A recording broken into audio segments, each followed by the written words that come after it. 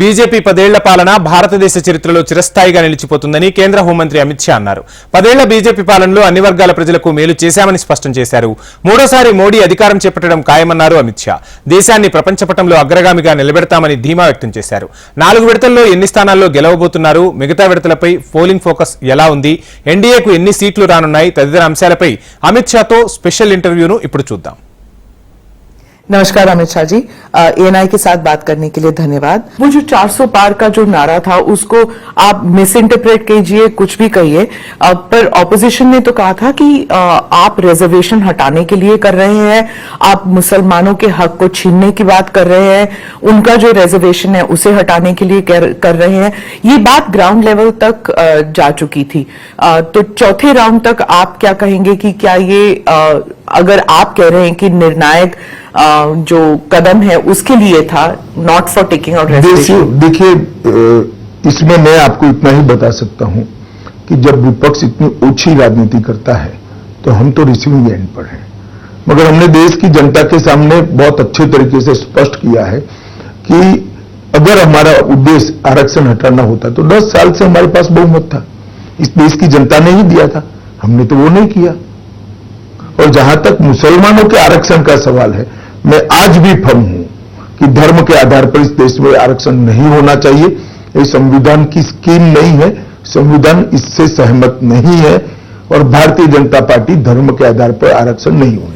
आपने कहा कि 400 का जो टारगेट था वो आतंक और नक्सलवाद जैसे को कुचलने के लिए, ऐसे रीजंस के लिए था, लेकिन हिमंता जी ने कहा कि 400 पार का नारा जो है मथुरा में कृष्ण जन्मभूमि, काशी में ज्ञानवापी हटाकर विश्वनाथ मंदिर और पीओके को पूर्ण तरह भारत के साथ जोड़ने के लिए, इसलिए 400 का नारा। देखिए, पीओ को पाक ऑक्यूपाई कश्मीर का जहां तक सवाल है, ये केवल भारतीय जनता पार्टी नहीं, देश की संसद का कमिटमेंट है कि पाक ऑक्यूपाई कश्मीर भारत का हिस्सा है और इस पर हमारा अधिकार है, इसको कोई झुठला नहीं सकता।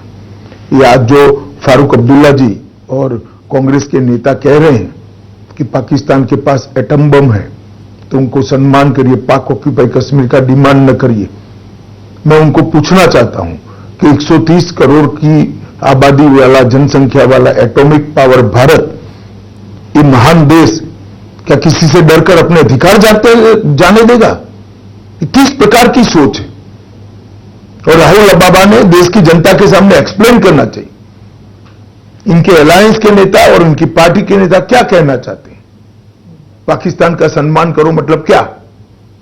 पाक ऑक्यूपाई कश्मीर जाने दे? वो कभी नहीं हो सकता।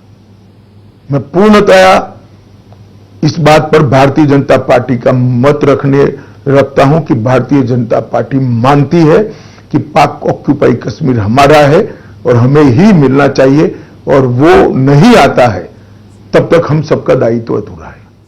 पर कोई प्रोएक्टिव कदम आज तक लिया नहीं है सरकार ने। आपके इंटरव्यू में बताकर प्रोएक्टिव कदम नहीं उठाए जाते, उचित समय पर देश की और दुनिया की स्थिति देखकर, मगर ये हमने हमारा एक लक्ष्य तय किया है। पर वहां पर पहली बार वहां पर आजादी के नारे लग रहे हैं, वहां पर भारी तादाद में पाकिस्तान फौज भेज रही है वहां पे जो अपराइजिंग है उसे कुचलने के लिए, और भारत की तरफ से कोई, मतलब चाहे सरकार हो या फिर कश्मीरी लीडर्स हैं, वो कुछ नहीं कहते। जब भारत में ऐसे पथराव होते थे, प्रोटेस्ट होते थे, वहां के राजनेता हमेशा कहते थे हम वी आर विद यू, हमारी नैतिक जिम्मेदारी है आपको सपोर्ट करना। देखिए, वहां के डिस्प्यूट्स के आधार पर पाक ऑक्यूपाई कश्मीर का हमारा अधिकार हम जताना नहीं चाहते। वहां मिसमैनेजमेंट है, बैड गवर्नेंस है, वो उनका विषय है, परंतु पाक ऑक्यूपाई कश्मीर हमारा है क्योंकि पूरे कश्मीर का मर्जर भारतीय संघ के साथ हुआ है। वो अधिकार को कैसे लेना, वो भारत का सवाल है, वहां के मिसमैनेजमेंट का सवाल नहीं। और हिमंता जी ने जो कहा था कि ज्ञानवापी की जगह विश्वनाथ मंदिर और कृष्ण जन्मभूमि, ये भी 400 का नंबर जो है टारगेट, उसके लिए। देखिए, वो दोनों केस सुप्रीम कोर्ट के सामने है, सुप्रीम कोर्ट नहीं, न्यायालय के सामने किसी न किसी स्तर पर पड़े हैं, लंबित है, न्यायालय ने इसका संज्ञान भी लिया है। इस पर मेरा कुछ भी कहना उचित नहीं होगा, क्योंकि जब न्यायालय एक डिस्प्यूट को सीज कर सुनवाई कर रहा है, मैं नहीं मानता किसी ने इसमें दखल करनी चाहिए, न्यायालय को अपना काम करने देना। जैसे राम मंदिर के लिए किया था जी, राम मंदिर में हमने न्यायालय के फैसला आने के बाद ही कंस्ट्रक्शन का फैसला किया है। वो आपका पॉलिटिकल डिसीजन, उसमें आपको पॉलिटिकल फायदा मिला कि नहीं मिला अब तक? देखिए, राम मंदिर हमारे लिए पॉलिटिकल फायदे नुकसान का प्रश्न ही नहीं था। शुरुआत से देश के करोड़ों लोगों की विश्वास का सवाल था, आस्था का सवाल था और करोड़ों लोगों की श्रद्धा का सवाल था। पर जब आपके सिर्फ आपके नहीं, जब भी बीजेपी के जो कैंडिडेट्स हैं उनके जो कैंपेन्स होते हैं तो नारे तो लगते हैं, जो राम मंदिर लेके आया हम उन्हें लेके आएंगे। देखिए, वो नारे जनता लगा रही है ज्यादातर। आप इन्हें देखा होगा, मंच पर से नहीं लगते, नहीं, जनता में से लगते हैं। तो जनता के नारे कोई पॉलिटिकल पार्टी लीडर या तो आप भी नहीं तय कर सकती, वो तो जनता ही लगाएगी। देश में डेमोक्रेसी है ना, इसलिए। परंतु मुद्दा तब बना इस इलेक्शन में राम मंदिर का कि जब प्राण प्रतिष्ठा हो रही थी, सभी राजनीतिक दलों को निमंत्रण भेजा गया। पूरे इंडिया अलायंस ने, एक घमंडिया गठबंधन ने प्राण प्रतिष्ठा का कार्यक्रम का बहिष्कार किया। और मेरा स्पष्ट आरोप है, जिसका जवाब उन लोग देते नहीं, कि उन्होंने अपनी माइनॉरिटी वोट बैंक के डर से वहां जाना मुनासिब नहीं समझा। उनकी पार्टी के कुछ लोग आपके पार्टी में आए थे क्योंकि वो मंदिर गए थे और उन्हें निकाल दिया गया, निष्कासित किया गया, या फिर उन पे डिसिप्लिनरी एक्शन की नोटिस दिए गए। वो हमारी पार्टी में आए हैं। मगर मेरा एक ही मुद्दा है कि ईद के दिन आपको मुस्लिम भाइयों के साथ ईद मनाने में कोई झिझक नहीं है। आप मुस्लिम नहीं हो तो भी, मगर हिंदू होते हुए राम मंदिर की प्राण प्रतिष्ठा में नहीं जाते हैं क्योंकि मुस्लिम वोट बैंक आपसे नाराज हो जाएगी। किस तरह की पॉलिटिक्स है? आप अपनी खुद की आइडेंटिटी के साथ छेड़ कर रहे हैं, छल कर रहे हैं।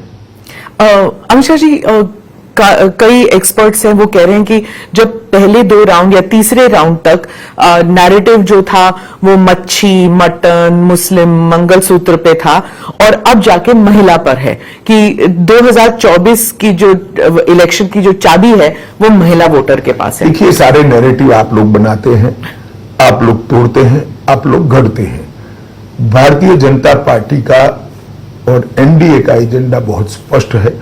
10 साल में मोदी जी ने गरीब कल्याण के लिए ढेर सारे काम किए हैं। 10 साल में देश के चहुमुखी विकास के लिए हमने बहुत काम किए हैं। 10 साल में देश सुरक्षित हुआ है, 10 साल में देश समृद्ध हुआ है और 10 साल में ढेर सारी जिद्दी टाइप की समस्याओं से देश को निजात मिली है। और यही हमारे इलेक्शन का एजेंडा है कि भारत का गौरव पूरी दुनिया में बढ़ा है और वो मोदी जी के एफर्ट्स के कारण, उनकी क्षमता के कारण, उनकी संवेदनशीलता के कारण और एजेंडा को नीचे तक पहुंचाने के इनके स्वभाव के कारण हुआ है।